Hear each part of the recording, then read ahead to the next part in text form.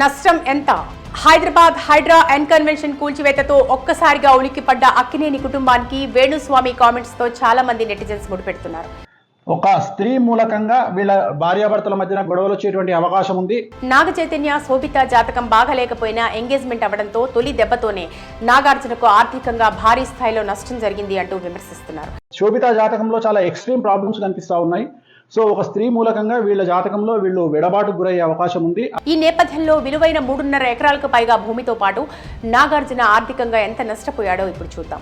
ముందుగా hitech city Madhapur పరిసర ప్రాంతాల్లో తూముకుంట చెరువులో 3.5 ఎకరాలకు పైగా ఉన్న ఈ ఎన్ కన్వెన్షన్ హాల్ దాదాపు దశాబ్దం పైగా రాజధాని నగరంలో ఎంతో మంది సెలబ్రిటీలు, ఇతర రాజకీయ వ్యాపారవేత్తల వివిధ రకాలైన ఫంక్షన్స్కు నిలువుగా అందుబాటులో ఉంది. ఇందులో చిన్న ఫంక్షన్ చేసినా ప్రెస్టేజ్గా ఫీల్ అయ్యేవారు చాలా మంది ఉన్నారు.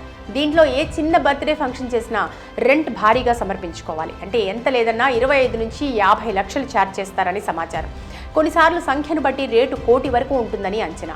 ఇందులో 37,000, 27,000, 7,000, 5,000 చదరపు మీటర్లలో 4 హాల్స్ ఉంటాయి. ఒక్కో హాల్కి ప్రత్యేకమైన ధరలు కేటాయించారు. ఈ క్రమంలో ఇప్పుడు హైడ్రా కూల్చివేయడంతో హీరో నాగార్జున భారీగానే నష్టపోయారు అనే చర్చ నడుస్తోంది. మొత్తం కన్వెన్షన్ 3.5 ఎకరాలు ఉంది కాబట్టి ఒక్కో ఎకరానికి భూమి విలువ దాదాపు 100 కోట్ల విలువ ఉంటుంది. అంటే సుమారు 300 కోట్లకు పైనే భూమి పోయింది.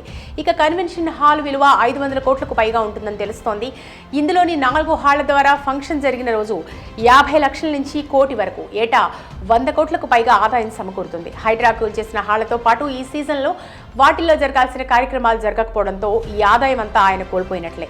ఈ ఆర్థిక నష్టంతో పాటు వెలకట్టలేని అక్కినేని కుటుంబానికి మచ్చపడింది. నిజానికి అక్కినేని కుటుంబం అనగానే నట సామ్రాట్ నాగేశ్వరరావు గారు గుర్తుకొస్తారు. ఆయన తెలుగు ఇండస్ట్రీకి ఒక కన్నుగా చెప్తారు. తన తనయుడిగా నాగార్జున 30 ఏళ్లకు పైగా రాణిస్తూ ఎంతో పేరు ప్రఖ్యాతలు, స్టార్డమ్ సొంతం చేసుకున్నారు. ఇప్పుడు ఒక్కసారిగా కేవలం కబ్జా ఆరోపణలతో తెలుగు ప్రజల్లో, సినిమా అభిమానుల్లో చెరగని చెడ్డ పేరుని మూటగట్టుకున్నారు. దీని ద్వారా రాబోయే రోజుల్లో ఆయన చేసే సినిమాలు కానీ, హోస్ట్గా నిర్వహించే బిగ్ బాస్ లాంటి ప్రోగ్రాంలు కానీ ఎంతో కొంత నెగిటివ్ ప్రభావం చూపే అవకాశాలున్నాయి.